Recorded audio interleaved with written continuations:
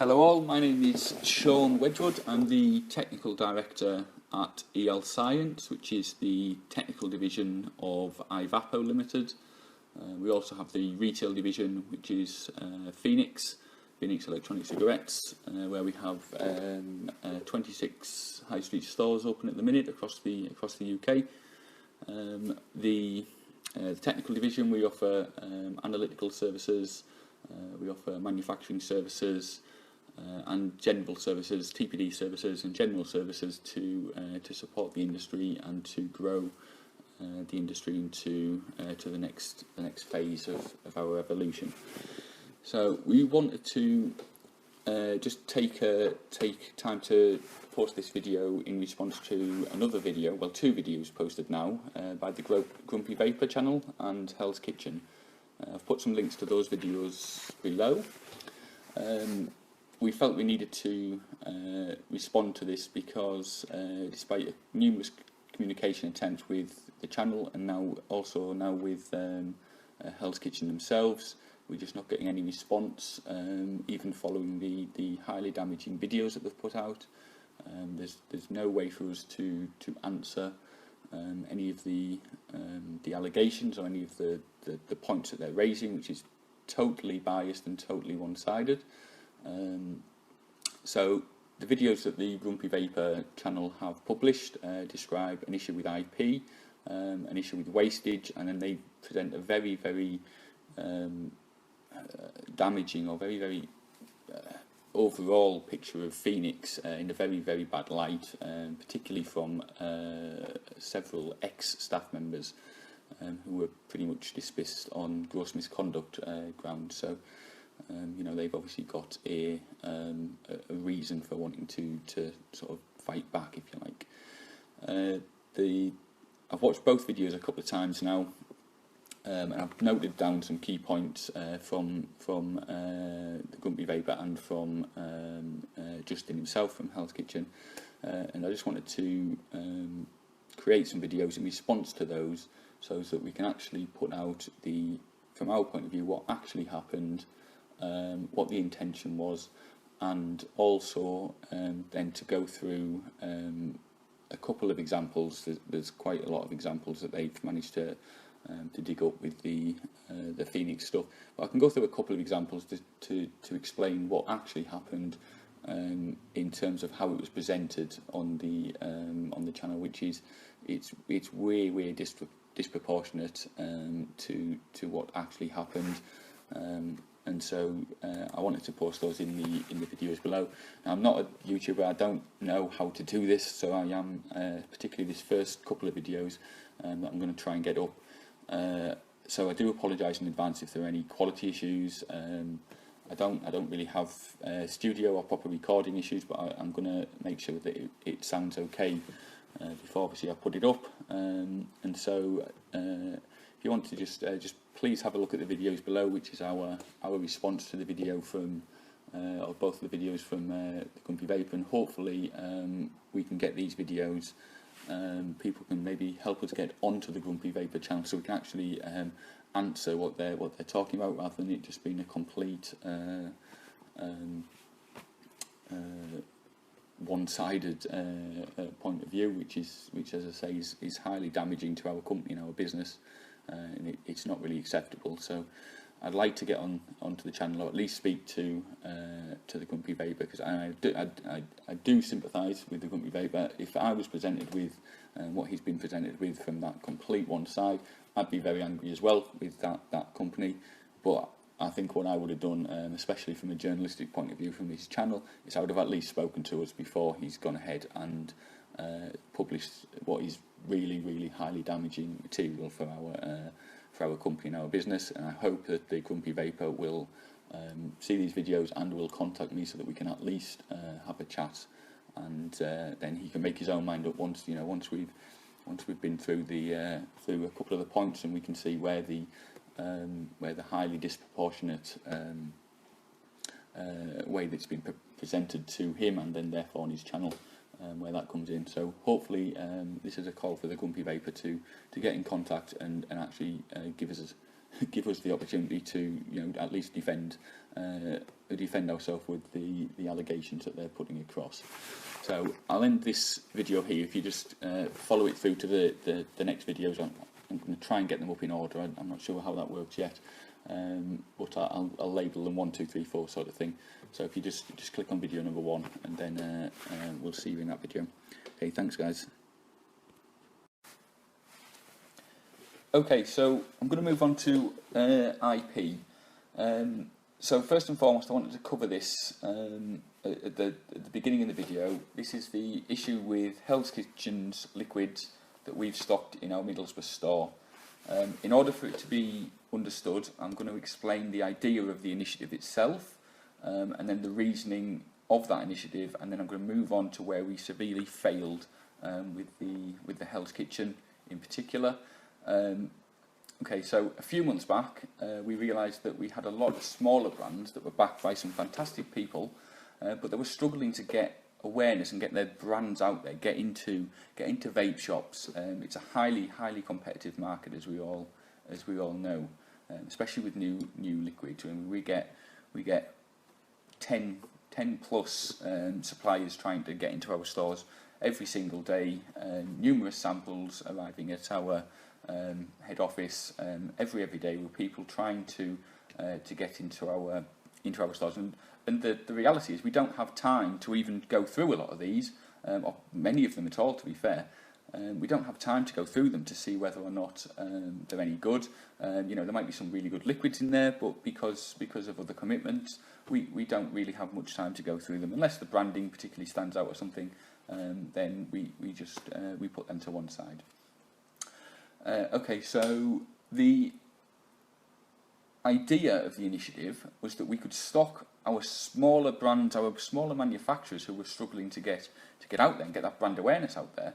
We realised that if we stocked them across our network of 26 shops, firstly we could provide brand awareness and that sort of thing across the UK.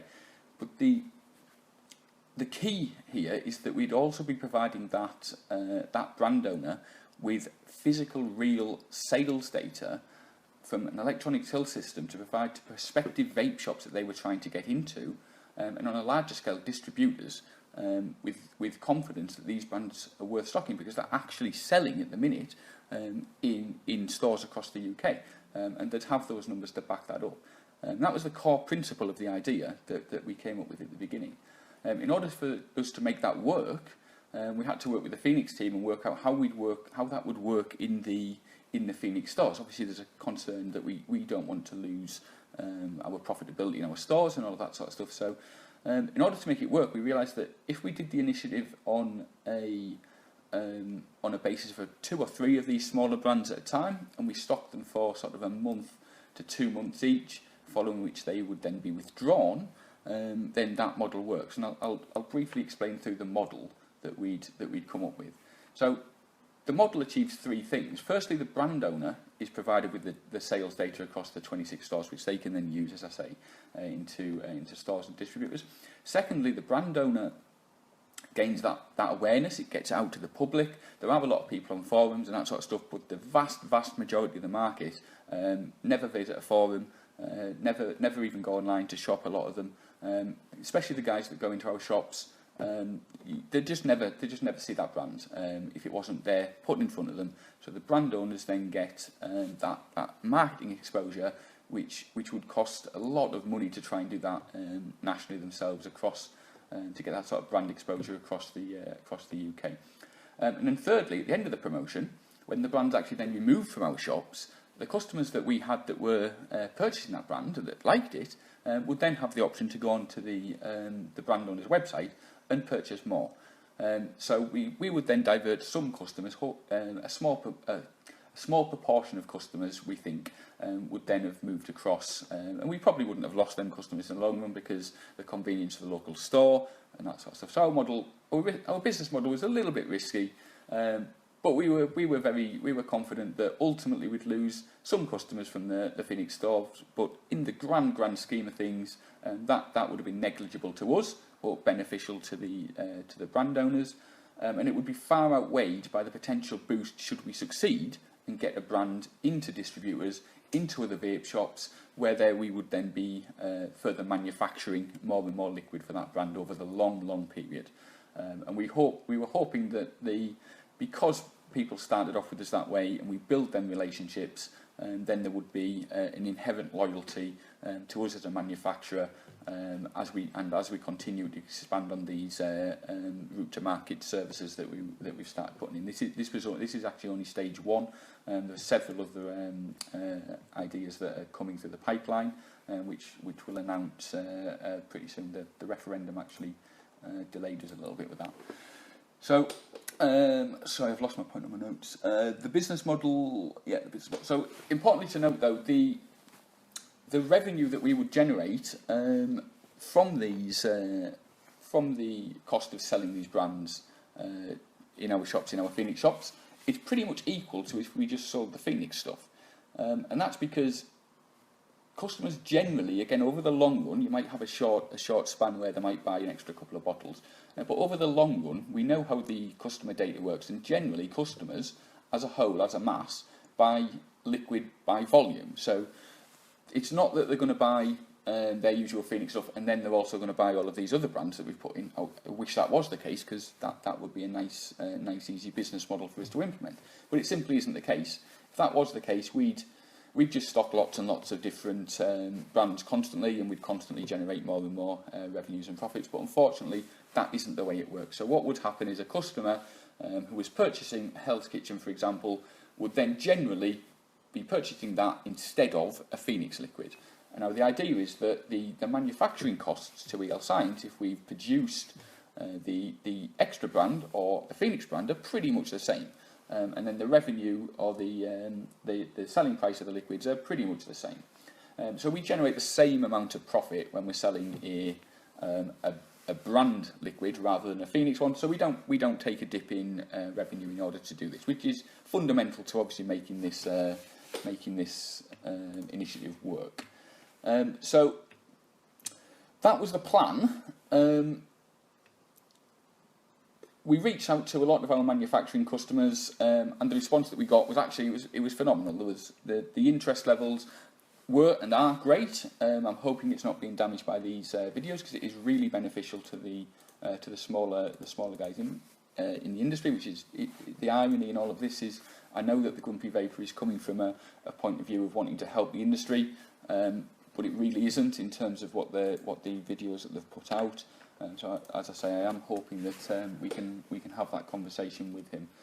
Okay, so moving on to the specific case of Hell's Kitchen. Hell's Kitchen was one of those manufacturers that we decided were definitely worth helping and definitely worth getting their liquids into the shops. So we offered them one of the first slots in the initiative that was going to be launched in July, or is going to be launched in July. And to be fair, they did agree in principle. But where we definitely failed, where I definitely failed, is that we then also decided to do a trial of the period before we actually launched it across all of the shops, just to give ourselves confidence that we are not doing something which is really going to be silly and detrimental to our business. We want to see how it worked and make sure that we were right. And so we decided that because we had a few weeks up until the launch date in July, that we could use one of our stores as a test case, if you like, and we selected Middlesbrough for that, because Middlesbrough is in one of those areas where different brands would actually potentially benefit that store as well. So we chose Middlesbrough, but where we really failed, and where, as I say, where I failed, is I then, through a internal lack of communication within the company, that is fully my responsibility, I then didn't confirm with Hell's Kitchen officially, or even unofficially, I suppose, in this case, that we would launch it early into Middlesbrough, but we definitely not, even if it had been the official launch, we hadn't at this point actually officially gone back to Hell's Kitchen and said, okay, yes, let's actually do this, let's lock this down, let's make sure that we're all happy, and I'd failed to do that. So for that part, that I absolutely apologise, and Hell's Kitchen are absolutely right to be very angry and responsible to that. So that's where we were with Hell's Kitchen. That is what did happen with Hell's Kitchen. The key point I want to make, though, is that this was an internal communications error. It wasn't some attempt to make some sort of deceitful selling of their liquid without their knowledge. And as I'll go through in a minute, it just doesn't make any sense for us to try and do that. We sent 10 bottles of each flavour to Middlesbrough. Now I think they had 3 flavours. I am at home recording this, so I'm pretty sure they had 3 flavours. So that's 30 bottles we sent to Middlesbrough. And what I'd like to do is I'd just like to I know a lot of people are watching this from a very pre-biased point of view, but just within yourself, just take a second to just pause and just think, what if I am actually being genuine here? Just pause for a second and just think it through. Just how much profit would we ever make from selling 30 or any amount of bottles of liquid from another brand in that store? Bearing in mind that wouldn't be 30 extra bottles that we've sold if it was 30 bottles we put in. As I say, I wish it did work that way, but it just fundamentally doesn't. So even if we'd sold all 30 bottles, we'd have then not sold probably maybe 28 bottles of Phoenix, and there's always the customers that come in, buy the Phoenix, would see that and go, oh, I like that, it's a new brand, let me try that one as well. So there is that model, but that's already in place in all vape shops across the country, and there's a limitation on what you can do with that. Unfortunately, you can't just add another brand in and get them to buy that as well as what they're doing. Like I say, it'd be really good if we could do that, but it just doesn't work that way. So in reality, the number of the extra profit, if you like, or the extra revenue is pretty much cost zero, especially when you're talking about a company that turns over just over £5 million a year across both divisions.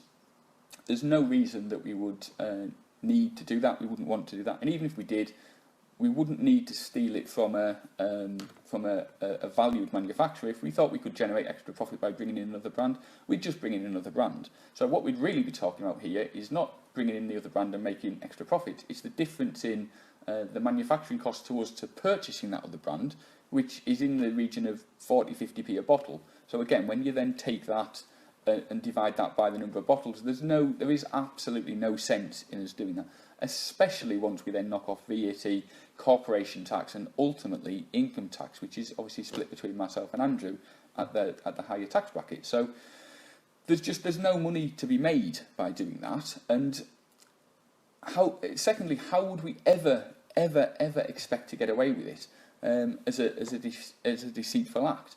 It'd be very, very short-sighted of us to expect that we could for one moment sell somebody else's IP, especially one of our manufacturing customers, in one of our short stores, and they'd never find out. So again, I do ask you to just think about what is more likely here. A company with over 110 employees, 26 stores, very successful technical division, trying to steal some e-liquid for next to no net profit. And I am talking a few pounds on top of the profitability of the entire group. Or is that more likely, or is what I'm actually presenting here more likely, in that this was supposed to be a very, very good thing, which I've absolutely messed up by not informing Hell's Kitchen and not getting that locked down properly, and ineffectively jumping the gun because we're quite excited. We're excited. We want to get this going, and it's not an excuse, but we definitely jumped the gun, and I definitely understand that we are at fault. Hands are up. Absolutely saying we're not in any way saying that we're not at fault here. We're absolutely at fault. It should never have happened. It will definitely never happen again. But again, just to summarise, from a purely profitability point of view, why would we risk that? Even forgetting all of the extra stuff, all of the videos, all of the negativity and that sort of stuff, but from a purely profitability point of view, why would we ever risk purely the manufacturer profits from somebody like Hell's Kitchen, which is many litres of e-liquid a month, plus then obviously prospective TPD analytical services. Hell's Kitchen have obviously got other people that they talk to on a regular basis. So why would we ever risk all of that goodwill and all of that profitability? If you're looking at the pure pound profitability, why would we ever risk all of that in order to sell 30 bottles of liquid at what is in effect a difference between what we could buy them for and what we can manufacture them for ourselves? in the shop. And again, it just makes no sense when you look at it in that way. And again, I can see why the Grumpy Vapour, when he's presented with it in a certain way, has published his video the way he has. And I understand particularly Justin's frustration at the way things have happened, and like I say, it's completely my fault. And okay, so the next issue that is presented in the Grumpy Vapour videos is this issue of wastage. So again, I'll explain our system and the way it works, and then I'll explain the specific instance with Hell's Kitchen, and particularly respond to the fact that they're saying in the videos that we somehow used wastage as a way to get the liquids into the shop under some deceitful action, which again, that just doesn't make any sense. So there are two main ways that e-liquid manufacturers provide customers with e-liquid. And these are being somewhat interwoven in the examples presented in the Grumpy Vapour videos. And now that may be because many manufacturers don't offer one of the services that we offer, that is again specifically designed for the smaller manufacturer to help them in multiple ways, which I'll go through in the as I go through the point of what we're trying to do. Okay, so in the most common example, we can manufacture, for example, 500 bottles for a customer, as used in the Grumpy Vapours video. And in that model, they are absolutely correct. There's no way that you'd order 500 bottles and then we have never and would never send out 300 bottles and say the rest was wastage. We'd never send out 499 bottles and say that it was a bottle of wastage. That's just not the way. So when you order 500 bottles, an e-liquid manufacturer would then manufacture or bottle those 500 bottles, whether it's from white label or whether it's a bespoke manufacturer. They would bottle that, deliver your 500 bottles, and we would absolutely do that. There's no that isn't the issue that the Hell's Kitchen have got. But moving past that one, the bespoke manufacturer, the other model that we operate, the model that's good for the smaller manufacturers because it is very flexible. So this one, what we do is we offer a bulk manufacture service, and I'll explain what that model is here. So starting from the beginning, we're a strong advocate. E.L Science is a strong advocate of GCMS analysis for every single batch of e-liquid that's produced. There are a lot of arguments against this in the wider industry to say that it's a little bit too far.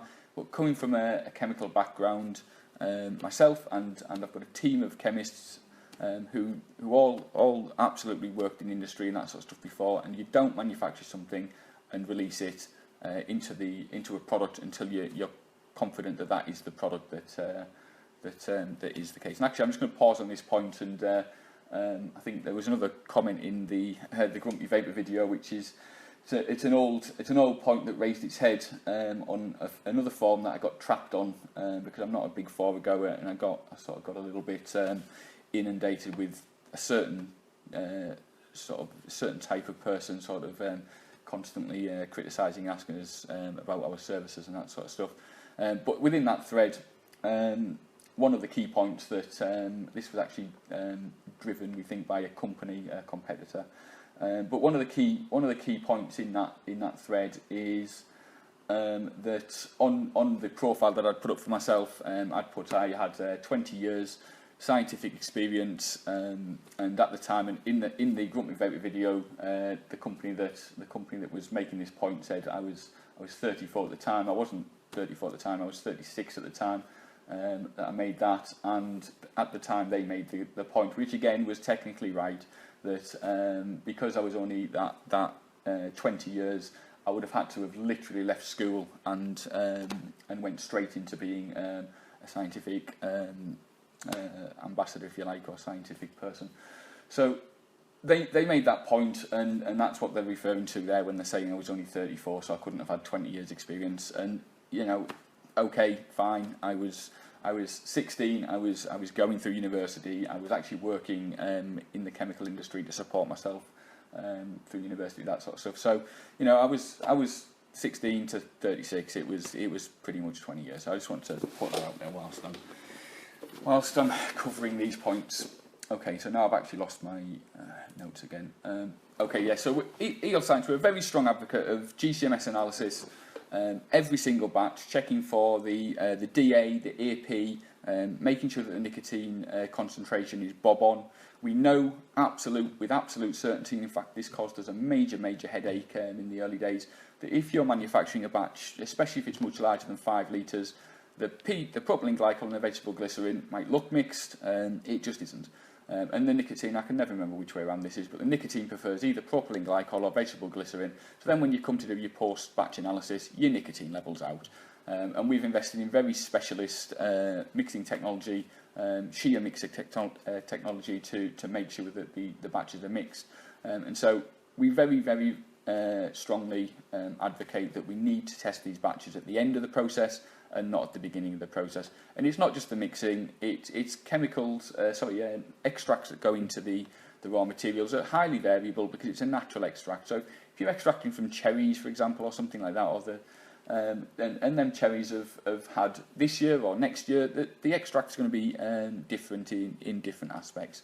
And that applies to, there's many other aspects along the production chain and variability in supply chain and that sort of stuff that we just feel is very important at the end of the process, before we release it, particularly because people are inhaling these products, that it should be analysed to just check that that people haven't made mistakes as well. People are human, people make mistakes.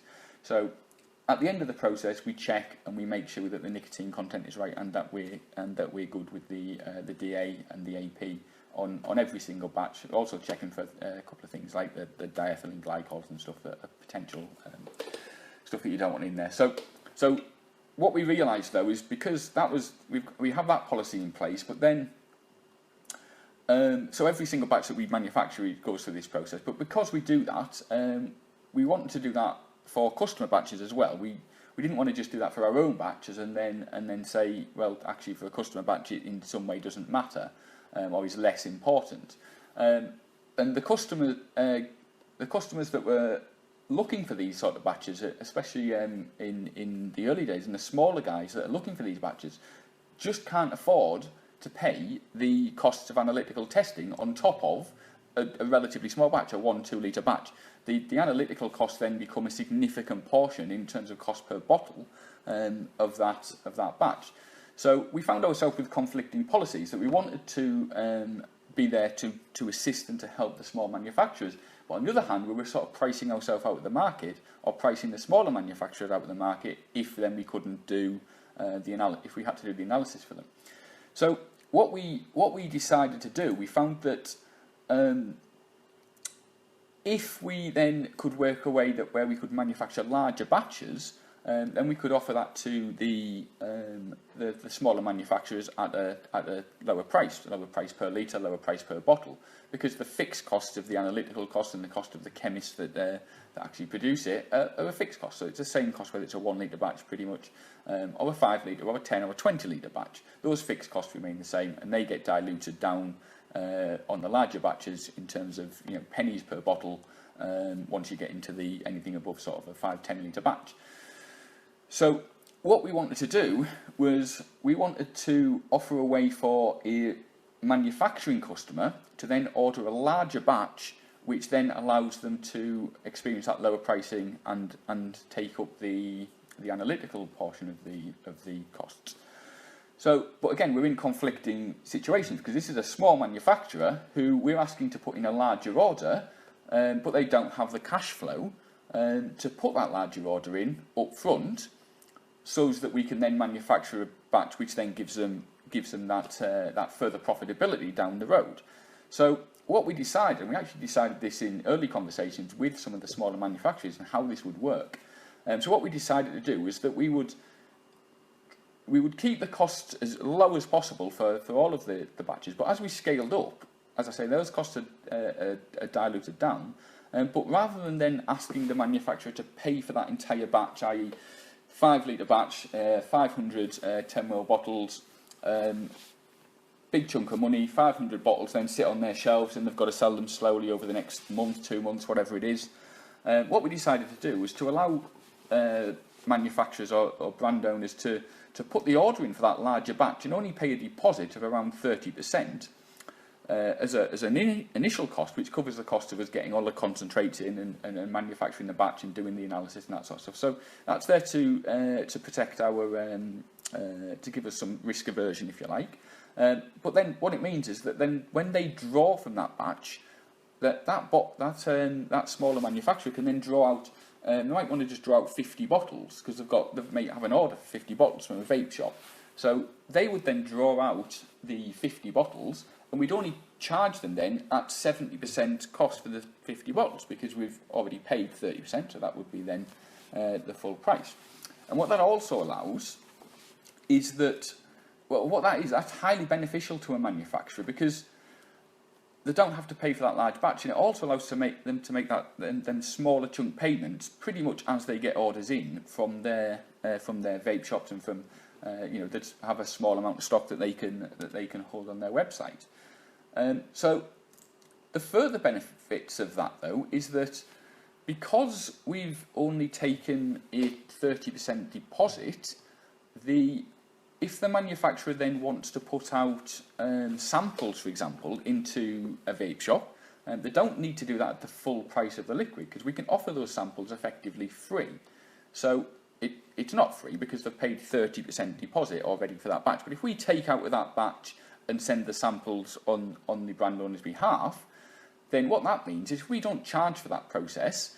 We're using up some of the liquid that they have paid 30% for. So in effect, they're only paying 30% of the cost for those samples that go out into that vape shop, which then allows the small manufacturers to get that brand out there and get their liquids into shops and that sort of stuff without having to take the hit of paying at full price. So we really like that. The manufacturing companies that we're working with really like that. And then when you tie that up with the fact that if you're ordering a 5 litre batch, which was all just going to be bottled straight away and was going to be paid up front, you'd have to decide which bottles you wanted in. Now, at the minute, there's some people who want, you want 10 ml bottles, 30 ml bottles, some people want 50s. And it doesn't mean that you've got to then make that decision up front. You can see how your market's going. You can see whether you're selling more 30 ml bottles. You can see whether you're selling more 10 ml bottles. If a vape shop wants a load of 30 ml bottles, you can just put the order in for 30s. You don't have excess stock that's kicking about that just isn't selling because you've ordered the wrong bottles.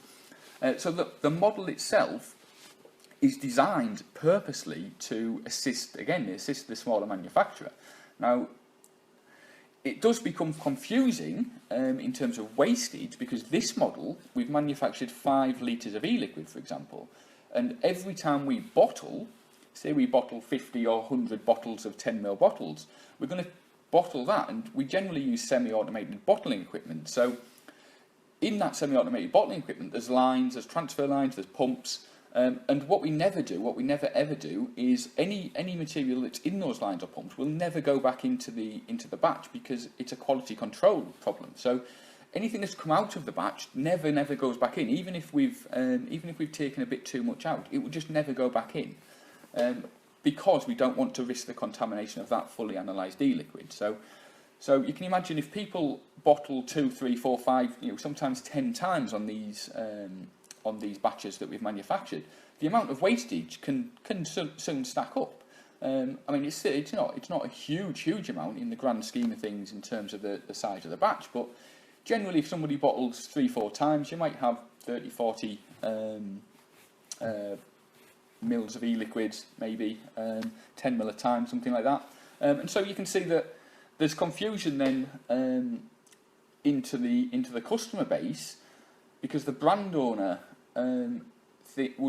often thinks, we get a 5 litre batch, therefore I've got 500 bottles, and if I take 10 lots of 50 bottles, then I'm going to get my 500 bottles. But that just isn't the case. We can't do it that way. What we'd need to do there would be to manufacture, say, 5.5 litres.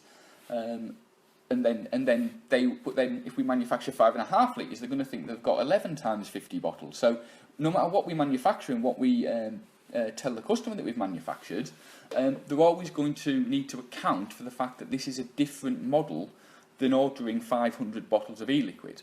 the benefits that we can offer with this model, because we've obviously had this confusion as when we're explaining to new customers, and then there's often customers coming back saying, "Oh, I thought I had a bit more," and that sort of thing. And when you tie that up to you're not paying for any of the wastage, and I'll touch on the 30% deposit at the end, because I do realise that you are technically paying for 30% of the wastage. So, but when you tie it up with all of the benefits and all that sort of stuff, we made the decision that the confusion and the fact that the model is complicated that's far outweighed by the benefits that a small manufacturer actually gets to this, as long as we can communicate properly, and the small manufacturer can understand the basis of the model. And that is confusing. We do understand that's confusing, but we've reviewed it several times now, and we do feel that the benefits, especially being able to give out the samples at 30% cost, and allowing the small manufacturers to not pay for everything in advance, and the flexibility in the bottle sizes that they can put in specific orders, we feel that far outweighs the confusion that is caused by this model. So then, just lastly, touching at the end on the wastage issue. So, if, for example, the customer then is 20 bottles down at the end, so they've managed to take out 480 bottles and they've maybe bottled 2 or 3 times, we're 20 bottles down. If you look at that in terms of wastage, of them 20 bottles, you'd be looking at a cost, if you like, that the customer is bearing, if you put it that way, of around £4.80 for those 20 bottles, on what was effectively a £400 order for the 5 litres of e-liquid. I mean, a little bit variable on that. But that £400 has been priced with that into account. So we've already accounted for the fact that the customer is going to be, in effect, getting a little bit less e-liquid out of that 5 litre batch. But it wouldn't be much different than if you've manufactured that 5 litre batch yourself if you weren't putting any back in the container. So that's the model, and that's the way it works. And it's not perfect by a long shot of the imagination, but the benefits of it definitely we feel outweigh the confusion that's caused by the wastage, which is just a communication. And we have those communications all the time, and customers do get it, and customers do pick that up. But it is a relatively confusing model, which we do accept. So, just moving on then to the specific issue with Hell's Kitchen via the Grumpy Vapour videos. They're presenting the wastage that we've presented to them as somehow a way that we've then taken these 30 bottles and put them into the Middlesbrough shop. Now, again, just ask you to stop and think about that. That if we were wanting to do some sort of a deceitful action, would we really then inform the customer that we've got this wastage, which coincidentally then roughly ties up with the number of bottles that we've put into the shop, or would we just have manufactured a little bit of extra e-liquid and put them in that way? So again, when you actually sit and think about it, please just think about this in from a middle ground, rather than from the point of view of obviously what's been presented in the Grumpy Vapour video. So wastage is just there. It's there. We can't do anything about it. And the customer never pays for it. That's the key point. The customer would never pay for that wastage because it's physically not there for them to draw out of the e-liquid. And then if there is issues at the end where the customer disagrees, maybe we've got a bit too much wastage and they've paid this 30% deposit, it's not worth us arguing over that. It's not worth us making an issue out of it. There's generally a solution with just knocking that off the final bill, that sort of stuff. And we have those on sort of a one-to-one basis, just at the end of every batch, that sort of stuff. So if people are concerned about it, we can certainly just take that off the end of the batch, that sort of stuff. There's no issue with the wastage, especially for the benefits that this sort of model brings. And again, it actually causes us a lot of headache and a lot of logistical issues that we're not insisting that people bottle all of the stuff that they've put into us. We take that as a hit, if you like, in order that we can, again, we're trying to grow these smaller brands, because in the long term, this is the key point. In the long term, the profitability of the business depends on the long-term commitment of manufacturing customers, analytical customers, and flavour development, as it will be post-TPD services and that sort of stuff. So again, there's no benefit in us trying to somehow swindle a company out of £4 when they've put in a £400 plus manufacturing order. Again, it just doesn't make any sense. So I'd just ask you guys to please think of it in them terms. And again, I'd reach out to the Grumpy Vapour that please do just give us a shout, because I really do think that you in effect have also jumped the gun in this instance, and we'd like to correct that as quickly as possible. Okay, so I'm aware that this has turned into quite a long video already, but I really do feel I need to cover the Grumpy Vapour's points on the Phoenix stores. And now this is where I am more annoyed with the Grumpy Vapour on this side, because, as I said, I can accept the judgments he made with regards to the Hell's Kitchen with the information that he was presented with. But then to extrapolate that into an attack on the retail division is far less forgiving. So again, Grumpy Vapour, I urge you to speak to us so that we can correct this situation. Okay, so, and as I said, the Hell's Kitchen issue was completely my fault. It's very unfair to then target the Phoenix guys who are not at fault here. And the guys that, as I'll touch on in this section, the guys that you have messages from, you've probably got 2 or 3 current employees on the messages who are, you're not really even showing what they're actually annoyed about or what they don't like about us. They're just iterating that they're not happy. So again, I don't even see what that is. They just need to speak to us, and we'll work with them to correct the issues. But again, it's the rest of the Phoenix team. You're doing them a massive disservice. These are vapors just like yourselves. They don't deserve the attack that you guys have done on the Phoenix side. You're talking to, you've got 3 or 4 guys there, as I say, but there's 50, 60, 70 other very passionate, very helpful, very happy, very good Phoenix guys that you guys are bashing in that video. So again, I'm not happy about the Phoenix side, and you really do need to talk to us about that one. So what I'm going to do is I'm going to start off, I'm going to address a couple of these issues. Now, I'm not doing this from a point of view of trying to, if you like, justify this. What I'm trying to do is just present to you guys that there is 2 sides to this story, and the guys, the evidence, if you like, that, and I use that in inverted commas, that the Grumpy Vapour has presented here is generally from 3 ex-employees, 2 of whom were dismissed for gross misconduct, one of which I'll talk about, and the other one I won't. But then there was another guy who we apparently made homeless, and again I'll clarify those, as well as some comments that just to show the level of misinterpretation and downright bias and damaging attack that this is put across in the Phoenix when you actually look at what actually happened in these situations. And again, Grumpy Vapour, really, you don't want to be doing this from a journalistic point of view if you're not going to get the facts first. You need to speak to people. I appreciate again what you were trying to do on the Hell's Kitchen side, but this side is a different kettle of fish. So let me start off with the message that you put out about what Andrew was saying in terms of, let me just get my notes what he actually said.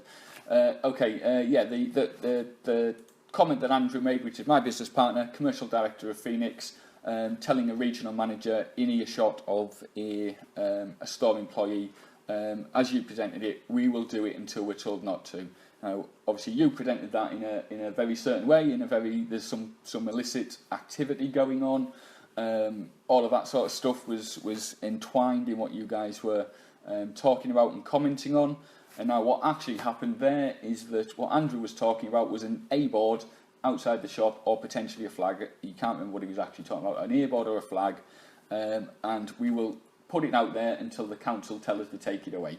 the same as every other shop in on the high street, the same as every other shop in existence. And then in addition to that, we've also got people out going talking to smokers to try to get them to at least give vaping a try. And that the council sometimes are good, sometimes they're not. So that was the conversation. That was the entirety of that conversation. And whether or not the member of staff heard that entire conversation, I don't want to comment on. But obviously, he's presented a snapshot of it to yourselves, or maybe he's presented the whole thing. I don't know. And then you guys have chosen to just choose that bit out. What I would say is the member of staff will have been aware of what Andrew was talking about, because he'll have been one of the ones that were going out talking to people about talking to smokers about coming in and trying the product. So I would imagine that either way around, either the staff member that has leaked the information, if you like, or the Grumpy Vapour channel had more information than that when they presented it in that damaging way. So that was the first one. Let me just move through this list. Okay, so the next one is I did write down at some point the order that you put these guys in. I don't know which Mr. B or Mr. C he was, but it was the guy that he was as you guys presented it. We dismissed him because he was selling a couple of bottles of e-liquid, or providing a couple of bottles of e-liquid to his friends and family. He's a hard-working chap. Never took a holiday in 11 months. All-round general good guy. What this guy was actually doing was he was selling his own liquids for a period of what looks like, when we go back to the numbers, what looks like a period of 8 to 10 weeks within our shop, for profit, not to just his friends and family, to our customer base. His own liquids, nothing to do with us, not tested, no quality compliance whatsoever, which we take as seriously as the profit losses. And he was actually caught when a customer was asking him whether he had any, when a regional manager was stood in the shop with him.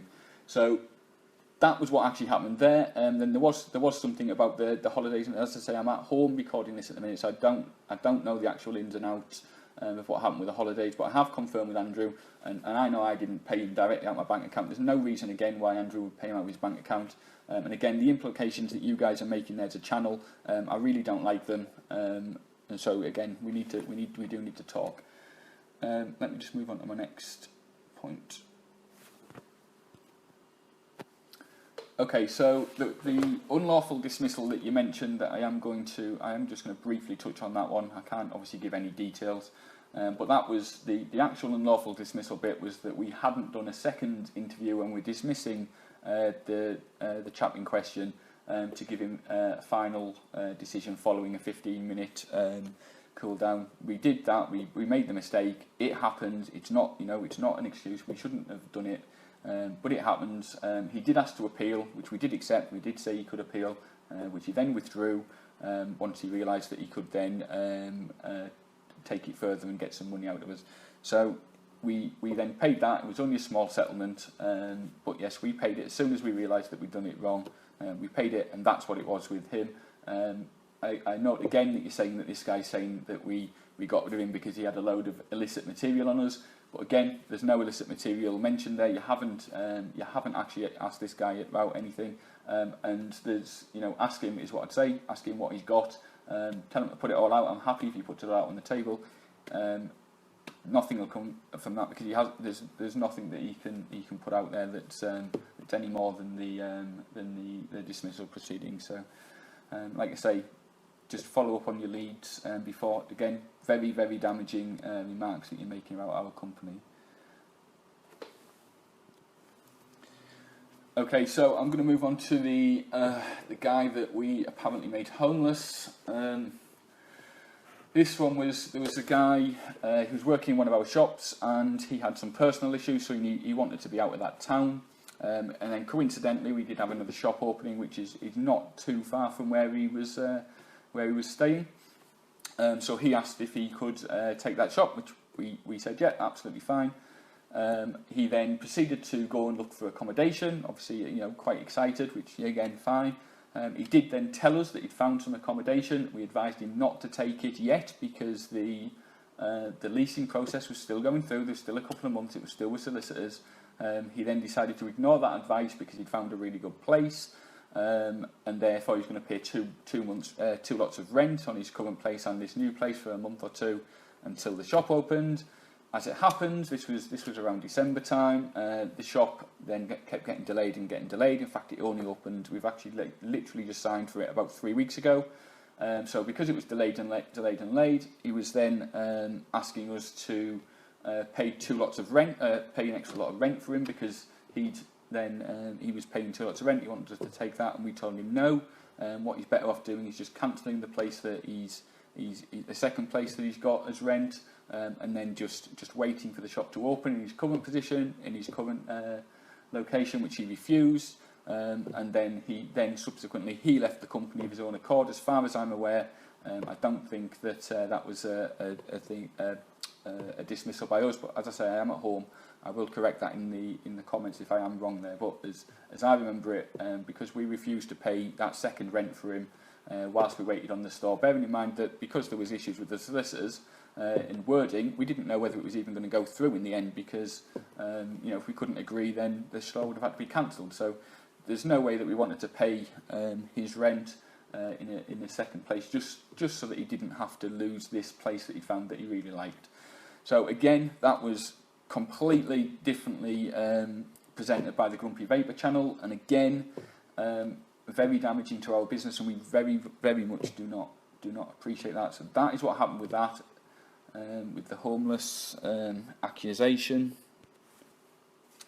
As I say, I'm making these points for a specific purpose. I'm not trying to actually physically justify the points made by Grumpy Vapour.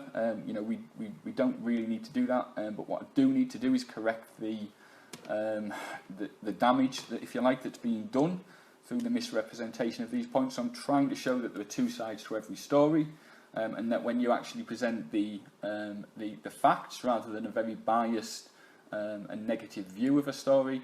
And when you're actually looking at stuff that's information that's not just been presented selectively and out of context, then you get a much clearer picture. And again, I'm hoping that you guys that are watching this video that may have started by now, with that negative view following watching the Grumpy Vapours video, as I would have probably done if I was watching them, thinking, what are these guys up to? I'm hoping that a lot of you guys now are thinking, well, actually, wait a minute. At least some of what I'm saying actually makes sense, and it can't possibly be this master evil company that the Grumpy Vapours are making us out to be. So the point I'm making is that 3 of these pieces of evidence, in inverted commas, that you guys say that you've got are from ex-employees, and out of 110 staff that we've got at the minute, plus just over 110 over a 3-year period. 2 of which were dismissed for gross misconduct, and the other left the company because we wouldn't pay his second rent for him. Just again, I'm asking you to take a pause and just think, has the information been presented correctly? And if not, then why not? And really, it's about promoting this this other attack, which, as I say, the right attack is on E.L Science because of the issue with Hell's Kitchen, but again, without actually speaking to us before putting these videos out. So just pause, guys. Just think about what I'm saying, and just to expand on it a little bit. That we've got unhappy employees, the same as every company. We also have happy employees, and it's those guys that I'm arguing for. It's this that's annoying me, that we have got a lot of people who work really, really hard. That are the same as you guys, same as high-end vapors. They love the vaping, they love the customer base, they love the community, and you're having an attack on all of those guys as well as the company that the Grumpy Vapour seems to be have an issue with. So. One of the reasons that we think that at the minute there are a couple of extra sort of unhappy employees maybe, or this group is formed, is because over the last sort of several months we've been implementing new management structures. we're getting ready for further expansion. We got to a point whereby we were overexerting ourselves. The management structure wasn't quite in place. We needed a bit more infrastructure, and that paused our expansion plans. And now that management structure has come in, there's obviously a resistance from some people for change. We're talking more now about KPIs, performance management. Staff members are sometimes reluctant to adjust to that more structured approach. Gone are the days of sort of where it was sort of 5-10 stores. It was a bit more relaxed. It was a bit of a hobby, especially for the guys, the managers in the shops. There wasn't really a lot of marketing or sales focus on expanding the customer base. There wasn't as much competition, so things weren't as difficult. And it was a bit more of a relaxed atmosphere, and we accept that. But we've had meetings, we've had national meetings about this when we launched it, when we brought in some of the new guys for the regional teams and stuff. And we've tried to explain it as best we can. What we need to do is we do need systems, we need controls, we need infrastructure. It's essential for us to grow the business to the next phase of where we're at. And some of the disruption, if you like, some of the less happy personnel are probably those guys that are less inclined to accept the changes and less inclined to work with us, and more wanting to just go back to those days of just hanging out in a vape shop, having a vape, serving a few customers. Especially like I remember a couple of days in the early days where I was working in a couple of the shops. It can be it's good fun, and we try and maintain that. But we do need this infrastructure, we do need this, these systems, this control, this ISO accreditation is going through now. All of that sort of stuff which build the business ready for the next phase, which allows us then to continue to open shops, which not just in terms of profitability, but in terms of security as well. The industry is going to get more and more competitive over time, and we need to be solid when that happens. We need these systems in place, we need infrastructure. So that we have the security, we pay the mortgages and rents and incomes of over 100 people, and the primary revenue comes from the stores. That revenue from the stores allows us to do, or has allowed us to set up a lot of what we've done in E.L Science. There's no way that we'd be where we are with the investments we've made in the chemical labs, and especially the team of chemists and PhDs that we've got working for us, getting ready for the Tobacco Products Directive, the toxicology data. All of that revenue is generated through the Phoenix stores, and that's not going to necessarily stop. So we need the Phoenix side and the E.L Science side obviously to be secure, and we can only do that by putting in these systems and procedures, which unfortunately some staff don't like. But this isn't it's not an evil genius type operation. Every company that gets to a certain size starts to go through this process, and we've tried to communicate it as much as possible to the staff, and a lot of the staff are fully on board. But there's always going to be a select few that are not necessarily on board with the changes. And I believe that's where the guys that are with us that are saying that they're unhappy, although again they're not really expressing to the Grumpy Vapour or even to us what their dissatisfaction is. It's just a case of lots of we're not happy in terms of the Grumpy Vapour, and obviously the name of the group isn't ideal. So. Okay, so I mean that's pretty much what I wanted to go through. I do apologise because it's been a very, very long video. I didn't intend it to be this long, but some of the detail that I needed to go into in order that you could understand the business models behind some of the initiatives that we're offering needed to be there so that you can get a full picture, and then hopefully you guys can make your own mind up. Is it likely that we've actually, with all of that we've just gone through, is it really likely that we've actually then tried to steal 30 or so bottles of a valued manufacturing customer's liquids in order that we can sell them for pretty much next to no profit, as we went through in the IP section, risking all of this that's happened, risking the manufacturing itself? It makes no sense when you look at it in terms of what would we be gaining out of it. Same with the wastage. The wastage is it's an issue that it's confusing, but it's far outweighed by the extra benefits that we get to the manufacturers and that sort of stuff. And then again, the Phoenix. This is where I'm less forgiving, if you like, in terms of the knee-jerk reaction from the Grumpy Vapour channel on the Phoenix side. You know, from the damage point of view, obviously, but also from the point of view that, you know, Grumpy Vapour, you are attacking a lot of your followers in effect, a lot of good guys who work very hard, and as I say, the Phoenix side had nothing to do with the error that occurred. That was completely my fault, and as I've said multiple times now, I've accepted that, and I do apologise. I'm going to close it here. Again, just lastly, Grumpy Vapour, can you please just contact me? I've sent you several emails now, and I've had no response. So please just contact me, and we can at least start to work out what we can do, because, as I say, I don't agree with especially the Phoenix side, I don't agree with the damaging content that you've put out on your channel. I sympathise with the E.L Science side that, you know, presented with information in a certain way. Okay, I can see why you would do that, but again, surely you would have spoke to me first, or spoke to the company first. And Justin, I mean, we've had our conversations. I don't agree with the way that you presented yourself in the Grumpy Vapour video. That's not the conversation that we had. We had a conversation. I apologised. We tried to move forward. And I mean, maybe it was the conversation we had because maybe you did then try to deceive me or something into seeing what you could get out of me. But I took that as that, you know, we were moving forward, and therefore I was trying to do what I could to rectify the situation. And yeah, I mean, for what that's worth, that's where that is. So yeah, I'm going to close the videos there, guys.